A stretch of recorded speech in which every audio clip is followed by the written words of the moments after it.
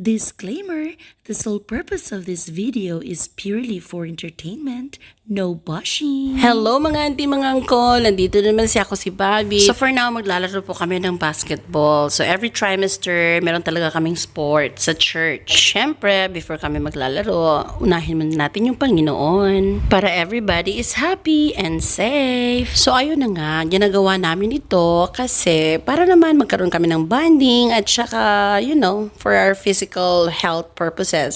And syempre, di natin kalimutan yung mga stretching dyan kasi kailangan yan para hindi tayo mapilay agad-agad. Tama ba? So, eto na, sinimulan na. Every team, dinivide kami ng dalawa. Tapos, eto na nga, nag-free shoot na kami. So, every team, every shot, may points. Ayan. So, tingnan na natin sa bandang huli kung sino talaga yung maninalo. And, at saka, ang hirap talaga, hindi naman talaga tayo basketball player. Kami or ako talaga specifically. Ayan. So, hindi lang. Itong banding na to is just for fun and at least meron tayong mga physical activities, yung kilos-kilos kahit papano, di ba? Ayan. So, actually late na to guys. Matagal na to nung last July pa. At dahil natagalan, wala talaga tayong magagawa kasi kung kailan ko lang talaga mafe-feel na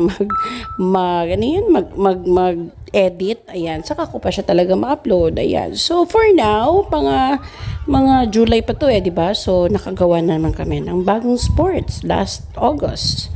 Ano yun? Nilaro namin badminton. Ayan. Usap-usap lang tayo dito guys ha. Makinig lang kayo. Ayan. Tingnan nyo lang kung paano kami maglaro. Ayan. So, marami din kami shoots.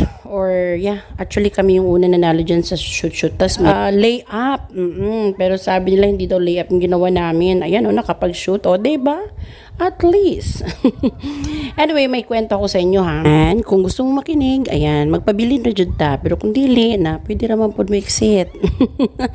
Anyway, during the time na nag-eskwela ko sa college dito somewhere, nagkuha ko PE4 basketball. Actually, grupo jud mi ana. PE4 na mo is basketball. Okay, wala man kay choice.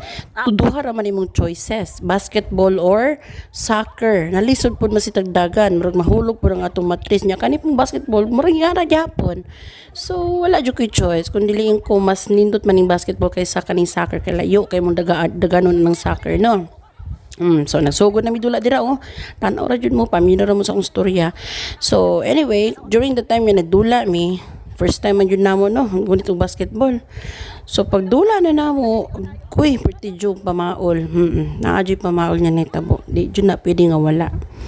So, nahitabo nga, pagkakuan, murag twice a week naman siguro mi ato magkita, no? Pero, mao gani, no? Shout out day ko sa akong teacher ato si Sir Pumoy, diba?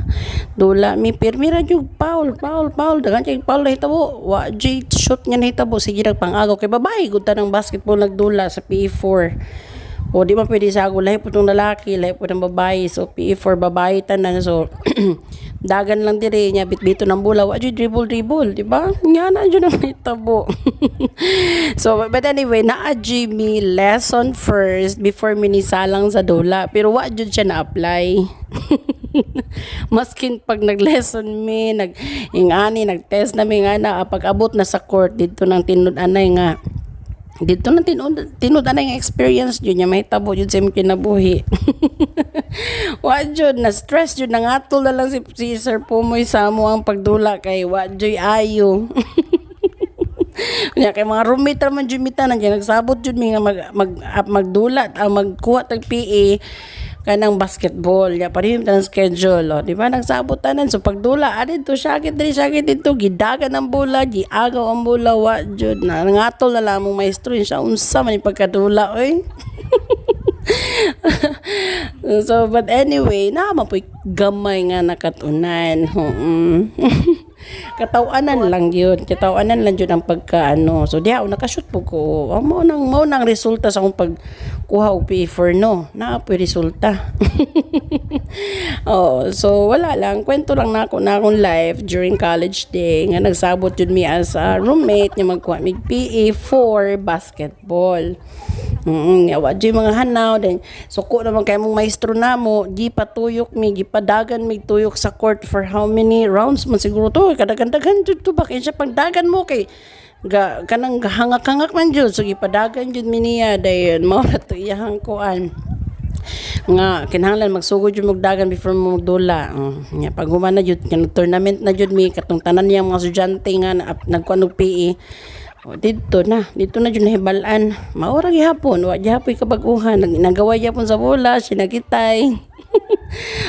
Pero di ba cute tanawon? For me cute lang jud sa tanawon kay wala jud sa ano ba sa imong gitun-an wa jud gamay ra jud ang ma-apply siguro gyud. Kadunay jud nga naay foul ba na foul or whatever bitaw foul na siya. So kadunay jud naay foul. So wala jud kuan taro nga dula. Okay. So but anyway, tanawan na lang na mo ang pagdula dira no. Hapit naman jud ni mahuman. Salamat sa pag-agwanta sa pagtan-aw da sa mong dula. Actually nami kauban dira lalaki kay every team nay tagduha ata ka lalaki. Nay team nga isa lang ka lalaki niya, isa ka team duha ka lalaki. So sa amo murag isa rang lalaki sa pikas duha. So mo nang kuan ra half side ra pud ang dula kay nay lalaki ug wala dan di pros jud na agawan. Diba? Sorry dai kayo ha, nagbisaya man jud ko so di na ako naman change nakashoot na pud ko, diba? Proud kayo, sir po mo, makashoot biya pud ko pirmi. Dancing Ken Gemma o supporter kay na siya tig cheer jud siya da skilled. Basta kay actually nami bisita dira from Uganda.